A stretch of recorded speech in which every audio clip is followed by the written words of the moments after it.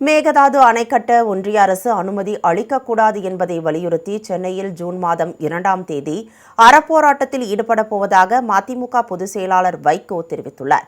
கடலூர் மாவட்டம் சிதம்பரத்தில் செய்தியாளர்களை சந்தித்த அவர், கர்நாடக அரசு மேகதாது அணை கட்டினால் மேட்டூர் மற்றும் காவிரிக்கு தண்ணீர் வராது என்று கூறினார். இதனால் தஞ்சை மண்டலம் பட்டினி தேசமாக மாறும் என்றும், இதை தடுக்க அனைவரும் ஒன்றிய அரசுக்கு அழுத்தம் கொடுக்க வேண்டும் என்றும் வைகோ தெரிவித்தார்.